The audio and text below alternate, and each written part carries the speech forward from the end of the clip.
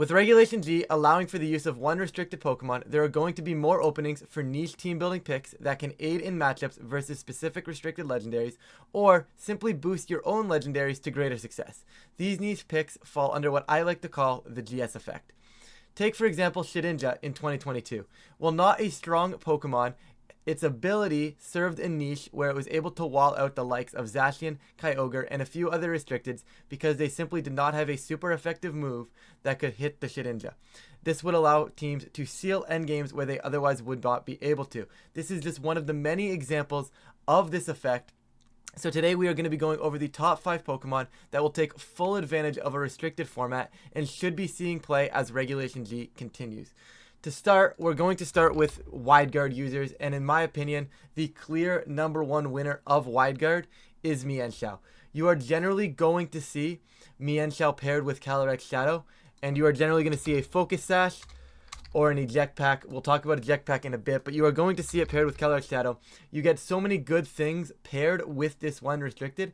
It is incredible. You get close combat to hit the dark types that are trying to resist the Astro Barrage. You get wide guard to shield yourself from other Astro Barrages, and of course all the other spread moves in the GS format, as they got the likes of Precipice Blades, Water Spout from Kyogre, Origin Pulse from Kyogre, Astro Barrage, Glacial Lance, and the list goes on.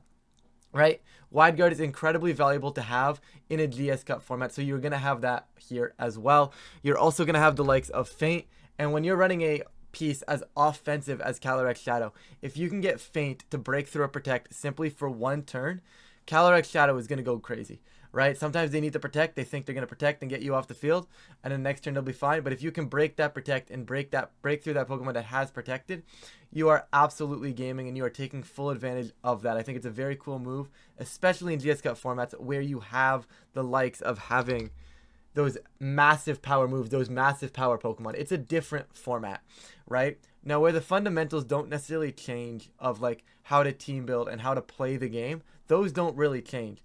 But the niche picks and the niche moves that allow those high power Pokemon to function better or to simply shut down those high power Pokemon, that is the GS effect in full form, and that is what we are seeing right here as Regulation G continues to develop.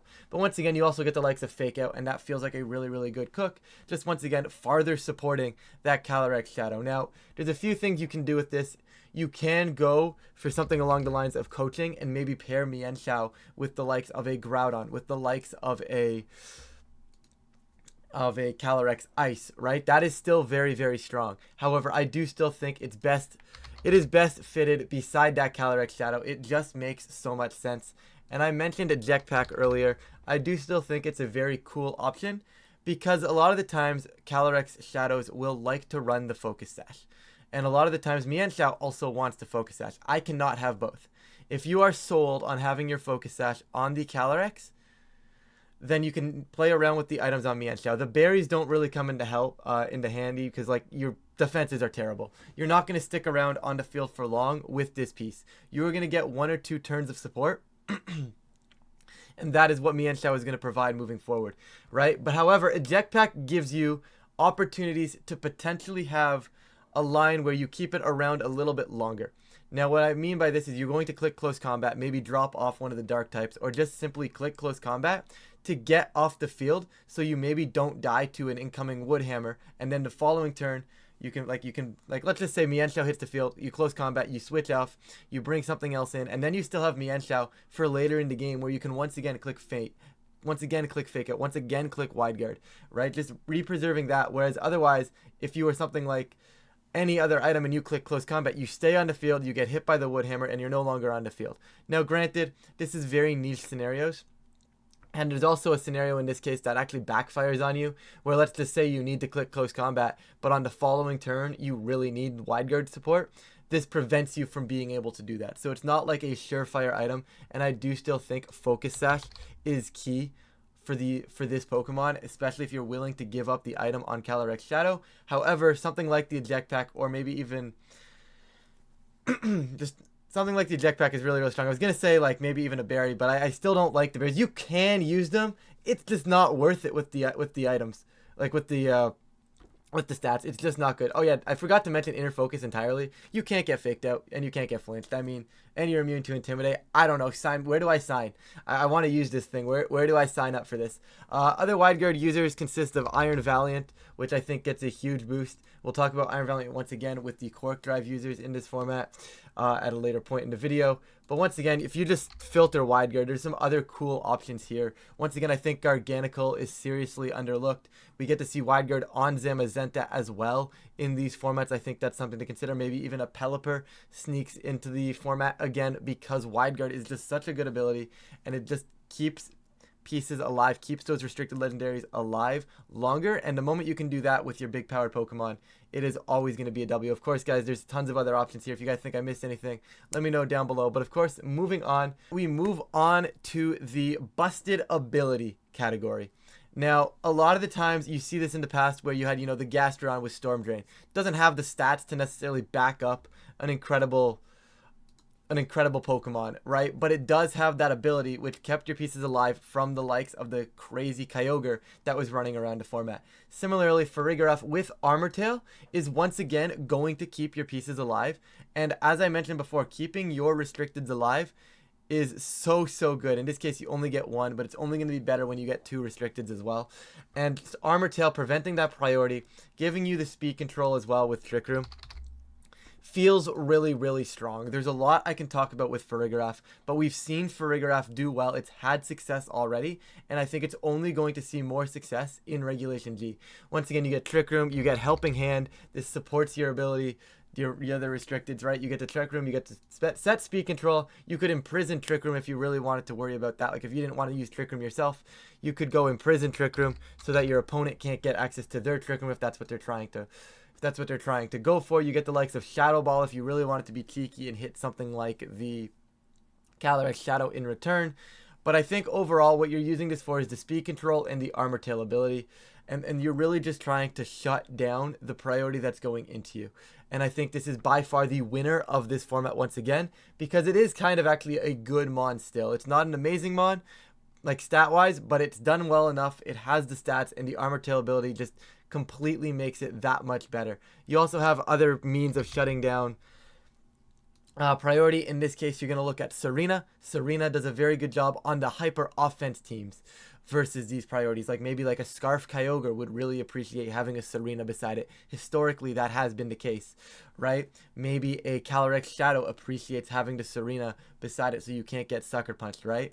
There's a lot of niche opportunities with Queenly Majesty here, but it's similar to the Giraffe, right? You find what fits your team best. Giraffe does it as a more passive supportive role with speed control. Serena does it a little bit better on the more so, hey, I'm gonna just prevent your priority and I'm gonna hit you back pretty hard. You also of course have the likes of Indeedee, and I also need to give a quick shout out to the Photosynthesis Pokemon, because now we also have the likes of two really strong Sunsetters. Before it was just Torkoal, but now we have two incredibly strong Sunsetters in Koraidon and Groudon. These Pokemon will all be seeing a boost, and you will also see the likes of the Quark Drive users. As I mentioned, we'd talk about Iron Valiant again, getting a boost here as well. Right now, the winner of this one is Iron Bundle, especially beside Miraidon. But with having these Sunsetters and having these electric terrain setters for these Pokemon, it allows them to actually have an ability and have an item now. And that feels really strong. So they're definitely big winners as well. But the biggest winner from this category is by far the Giraffe and the Serena. I think you're going to see both of these. Giraffe a lot more commonly. Serena you're going to see here and there. It's an interesting Pokemon. I think it's something that needs to be talked about. Now, everybody's going to hate me for this one. This one's kind of a tie. And this is a tie between Smeargle, Grimmsnarl, and Pawmot. And I'm going to talk about all three individually, but the concept of this category is that specific moves solve so many problems in a restricted format, and having the ability to utilize and capitalize on those restricted moves, or sorry, on those moves in a restricted format is really strong, and I think it's something that needs to not be slept on. Of course, we are all familiar with Smeargle, we are all familiar with Moody, and we are all familiar with the fact that it gets pretty much any move that it wants. So now you get access to Spore, you get access to Wide Guard, you get access to Follow Me, and once again, guys, Smeargle is nothing new, so I'm not going to sit here and scroll through the entirety of how good Smeargle is. You get access to Decorate, right? And Once again, this is falling under that same category as before. It's you are aiding your restricted Pokemon to the fullest with this piece. You get the likes of Fake Out if you want it. You can put other Pokemon to sleep. You can click Wide Guard. You can click Follow Me. And all of those moves are buying your restricted Pokemon extra turns to be on the field and extra turns to do what it wants to do. Now, I'm not saying you have to commit in a format like this to completely saying, yes, protect the king, protect the restricted. That's going to be the key. But you can lean into it a little bit. It doesn't have to be all you do with the team, but sometimes you build a team, it's 5 Pokemon, and it's like, okay, what do I put in this last slot? It can be something that specifically is there for 1 or 2 matchups, for 1 or 2 opposing restricteds, to simply just aid your restricted in specific instances. And this is what this category is for. Smeargle is incredibly strong, it is incredibly versatile. The only issue with it, once again, is that defensive stats, it's just dying.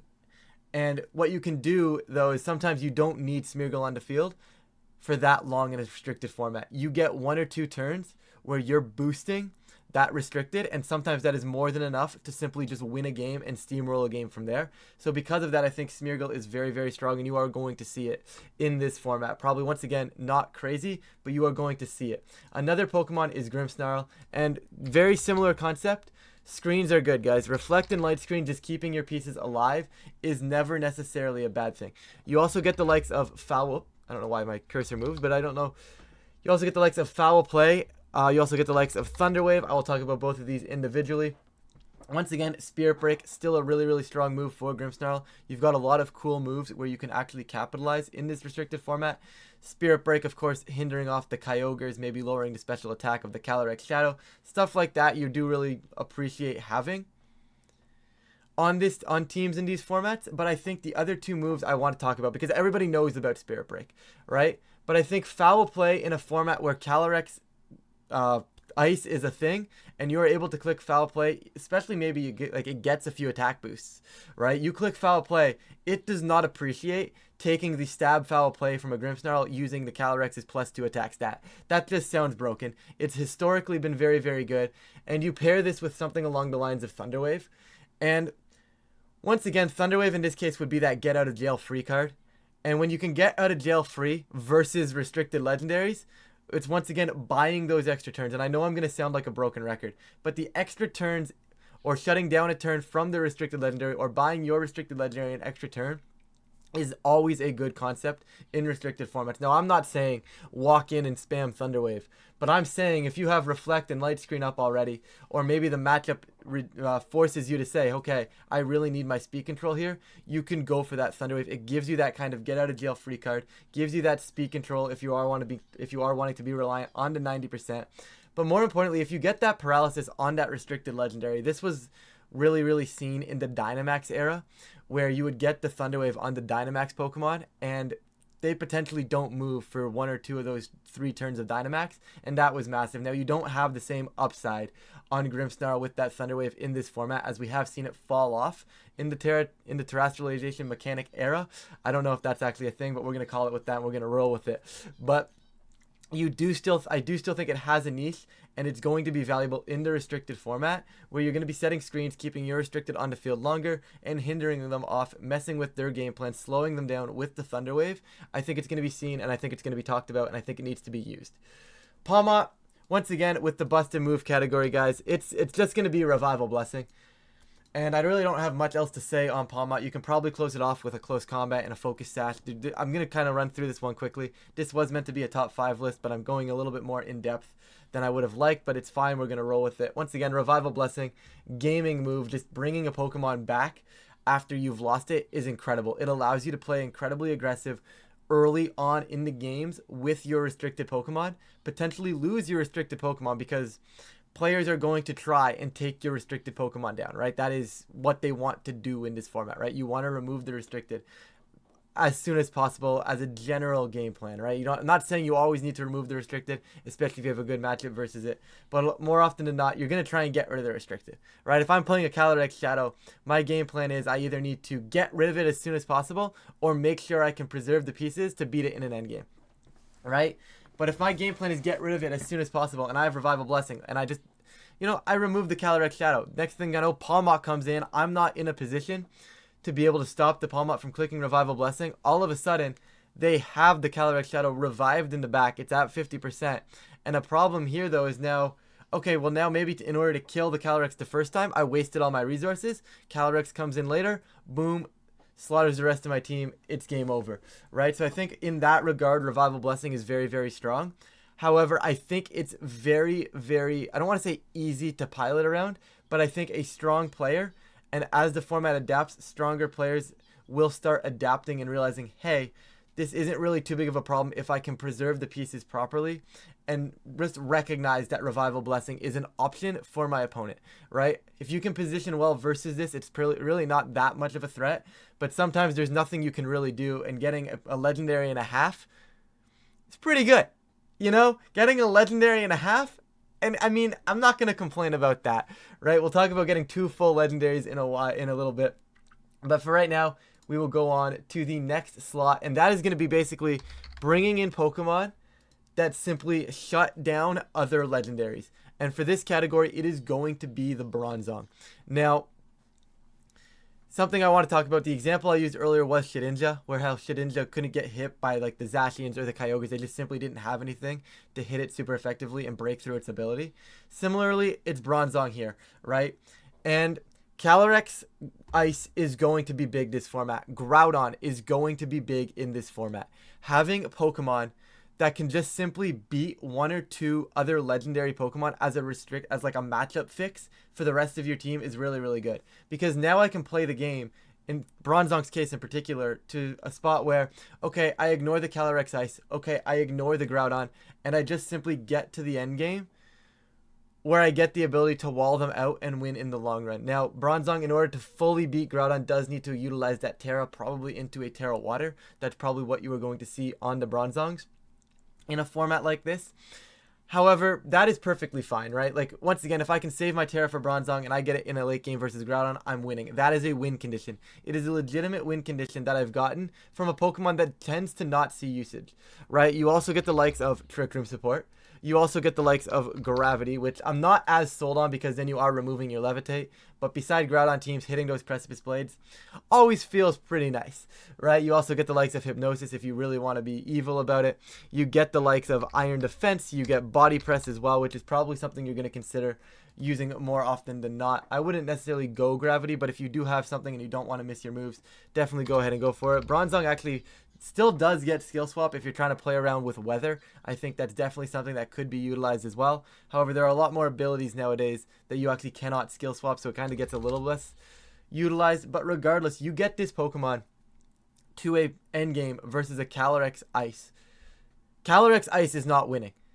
The Glacial Lance doesn't do all that much to you.